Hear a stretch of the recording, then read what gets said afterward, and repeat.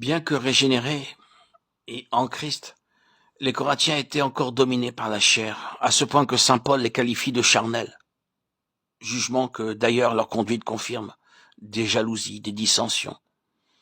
Dans sa lettre aux Galates, l'apôtre écrit « Les œuvres de la chair sont manifestes, ce sont l'impudicité, l'impureté, le dérèglement, l'idolâtrie, la sorcellerie, les querelles, les jalousies, les animosités, les disputes, les divisions, les sectes, l'envie, l'ivrognerie, les orgies et autres choses semblables. » Galates 5, 19. Toutes ces choses, à quelque degré que ce soit, manifestent chez le chrétien l'activité de la chair qui s'ouvre un passage dans l'âme, la personnalité. Sous cette influence charnelle, l'homme n'est même pas psychique. Il manifeste ce qui est naturel charnel. Il marche selon la chair, bien que son esprit ait été renouvelé et vivifié.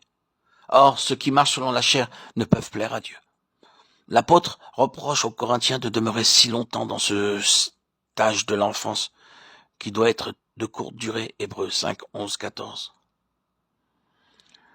Pour moi, frère, je n'ai pu vous parler comme à des hommes spirituels, mais je vous ai parlé comme à des hommes charnels, des bébés en Christ. 1 Corinthiens 3, 1.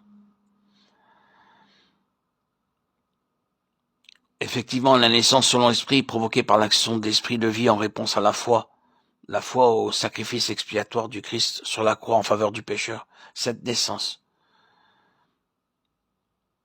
doit être rapidement suivie de la mort avec Christ, la mort du pécheur avec son sauveur. Romains 6, 1, 16. C'est cette mort qui apporte la délivrance de la vie selon la chair. Et les Corinthiens l'ignoraient encore. L'apôtre indiquant ici et là les choses qui manifestent que le chrétien est encore charnel. Un bébé en Christ. Il convient que chacun de nous s'examine soi-même pour se rendre compte de son état particulier. Sommes-nous encore charnels? En ce cas, allons à la croix et saisissons la délivrance offerte. Ceux qui sont à Christ ont crucifié la chair. Galates 5, 24.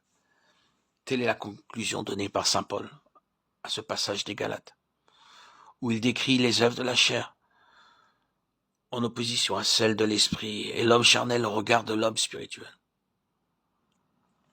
Les enfants en Christ qui sont encore charnels doivent découvrir tout le sens de la croix, toute sa portée. Dans les desseins de Dieu, la mort de Christ entraîne la mort du vieil homme, qui, en Jésus, est cloué au bois. Ceux qui sont à Christ ont crucifié la chair avec ses convoitises. Cette croix sur laquelle le péché a été expié par le sang de l'agneau et qui est présentée aux pécheurs comme l'instrument de sa délivrance, elle est à nouveau présentée aux enfants en Christ, même à ceux qui le sont déjà depuis plusieurs années, afin